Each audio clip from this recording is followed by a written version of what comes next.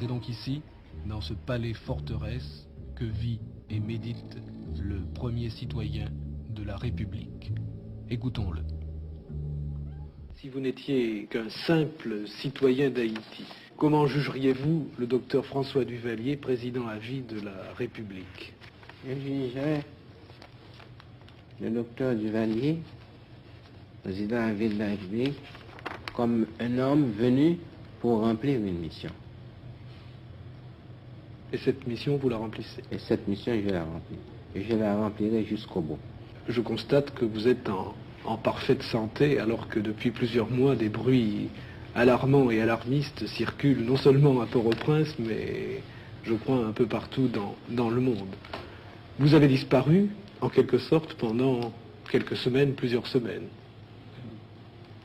Pourvu qu'on ne dise pas que je me suis métamorphosé en Ougan pour disparaître et reparaître, comme ils ont l'habitude de le faire. Il faut préciser pour les téléspectateurs français que le Oungan, c'est le prêtre du vaudou. Le Oungan, c'est le prêtre du vaudou. Ce n'est pas pour la première fois qu'ils inventent des rumeurs. Tantôt, il est mort. Tantôt, il est dans une morgue. Tantôt, il a disparu. Tantôt, il est impotent. Tantôt, il est incapable de conduire à bien sa mission. Alors un homme est chef d'État, il n'a pas le droit de se retirer un moment pour lire. Je suis surtout un journaliste, un écrivain, j'aime mes livres, d'abord ce sont mes meilleurs compagnons. Et le chef d'État qui ne lit pas ne peut pas arriver à connaître son peuple, à connaître son pays, sa mentalité. Moi, je passe la meilleure portion de mon temps à lire dans ma chambre ou dans mes maisons de campagne. Même cela, on veut vous enlever. J'ai même entendu dire, Excellence, que le docteur François Duvalier était mort et que c'était un sosie qui était à sa place. C'est un sosie qui était à sa place. Les deux Catalans, ils peuvent vous raconter, mon ministre des Affaires étrangères, beaucoup de blagues à ce sujet. Oui. Ce sont des bruits qui circulent. Ce sont des bruits qui circulent. Mais pourquoi y a-t-il ces bruits? Enfin, ça, j'avoue que je ne comprends pas. C'est dans la mentalité haïtienne? Non, pour préparer, c'est une manœuvre politique.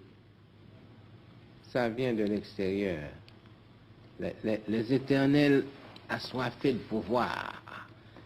Avez-vous rencontré, Monsieur le Président, avide des difficultés pour faire admettre vos conceptions?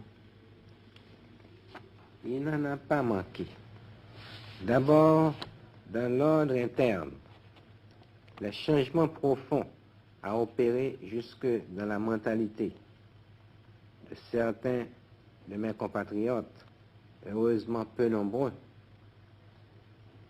Ensuite, faire accepter la civilisation d'une nation nègre en plein cœur de l'Amérique n'est pas chose facile. Je n'ai pu entreprendre et poursuivre la concrétisation de mes conceptions que grâce à l'appui constant et ferme des masses urbaines et rurales. Haïti a conservé le français, langue des colonisateurs, comme première langue. Ne vous sentez-vous pas isolé dans un monde qui, autour de vous, ne parle que l'anglais ou l'espagnol? Nous pouvons dire qu'après avoir conquis notre indépendance et juré de vivre à jamais séparés de la France, nous avons pourtant considéré la langue française comme un trophée supplémentaire dans notre butin de victoire. Une prise de guerre. Haïti est heureuse et fière d'appartenir à la grande famille des pays francophones. Et nous ne sommes pas moins fiers d'être avec le Québec, le bastion de la défense et de l'illustration de la langue française en Amérique.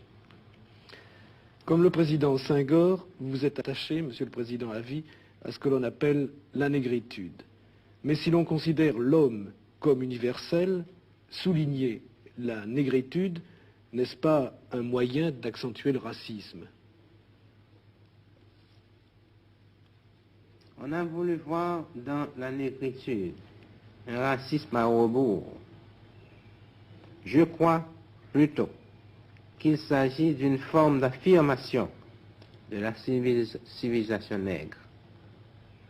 L'ignorance des valeurs nègres ou le mépris des Blancs pour tout ce qui est nègre a mis les élites noires du monde dans la nécessité de se présenter au lieu d'être présentés au monde. Monsieur le Président, à vie, quelle place peut tenir Haïti dans le monde? Avant la cession à l'indépendance des États africains, Haïti était seul, portait seul le fardeau de l'homme noir. Jusqu'en 1960, elle assumait le destin de la race, le destin de la race noire. Maintenant, les responsabilités sont partagées.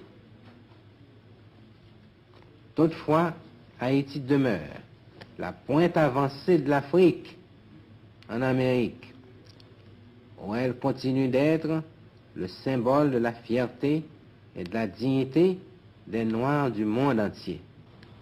Enfin, Monsieur le Président, il faudrait simplement vous demander si vous êtes un homme heureux. Un chef d'État qui a conscience du rôle qu'il a rempli à la direction de son pays, d'une nation, et surtout quand cette nation est un pays sous-développé, ne saurait être un homme heureux s'il a réellement conscience de la haute mission qu'il remplit. Il ne peut pas être un homme heureux. Et moi-même, personnellement, comme je suis très difficile avec moi-même, puisque étant même comme écrivain, je suis difficile avec moi-même, j'ai l'habitude de passer 3 semaines sur une phrase. Je ne suis pas satisfait de la facture de la phrase française.